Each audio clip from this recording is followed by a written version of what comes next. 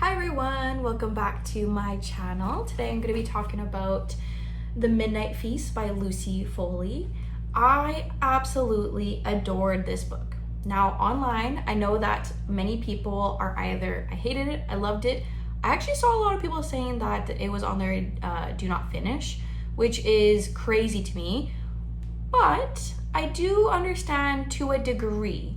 Okay, so what's it about? The back says, welcome to the opening weekend of the manor, a luxury resort built on top of old secrets in an ancient forest. So I saw some people online also compare this book a bit to the Blair Witch Project, which, yeah, I could see that. There was a big component about birds and the forest and creepy things going on at night. That's all I'll say. I'm kind of scared that if I give you too much, it might ruin the book for you. So what would I rate it? I would rate it a solid 5 out of 5. I would read it again.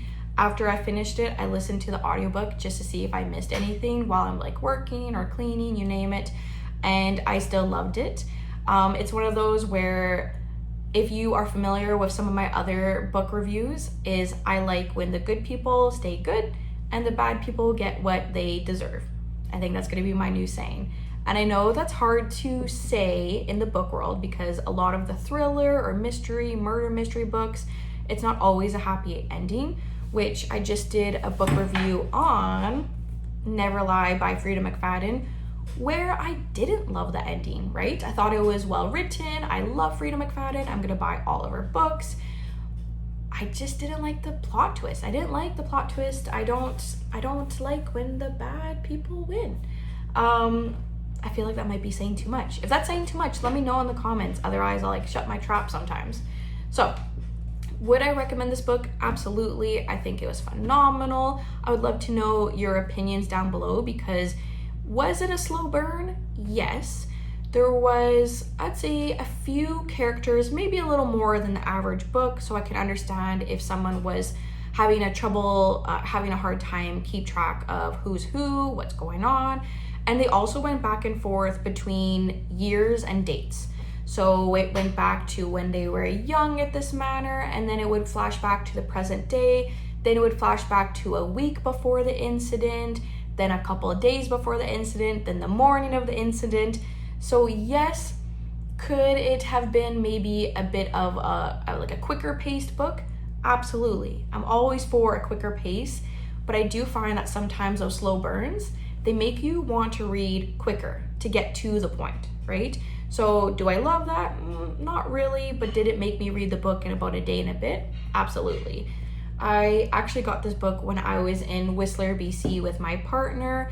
They have a really great bookshop there if anyone is going to stop by Whistler. I'll look up the name. I don't remember it off the top of my head, but I honestly grabbed this book just from how fun it looked.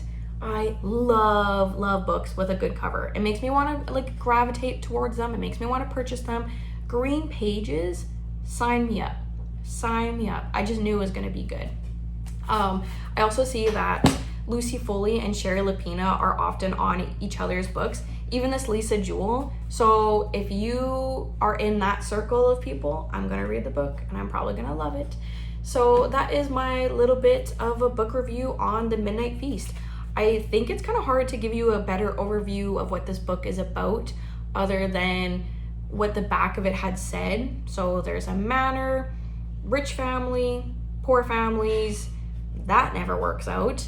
Some bullying, harassment, there is mentions of sexual assault, so there is a trigger warning in that capacity. I think it was very well written. I thought that some parts were a little bit troubling to read, right? Because it's so realistic. But I think the plot twist, phenomenal. Because really, the whole time you're thinking, this person's in this situation, and they were never in that situation. The plot twist, the characters, like redemption, whatever people usually say. I love this. I love this book so much. Out of all the books that I've read in the past year, which is pretty much here, I would recommend this and Ward D the most. Oh, I lied.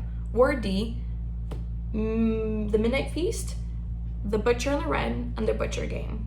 Those are my top. So if you have any recommendations below for what I should read next, let me know. But I've also just started back up my last year of university, so I am a full-time student, full-time worker. I try to keep up my fitness. I've been doing a lot of running lately. So do I have the most time in the world to sit down and read? Not really, but I would really love recommendations. If you didn't like this book, let me know. Let me know your thoughts. Did you finish it? Was it on your do not finish list? I am really excited to hopefully speak to some of you guys about this book because I love it. I really do. So thank you for watching, and I'll see you in the next book review. Bye.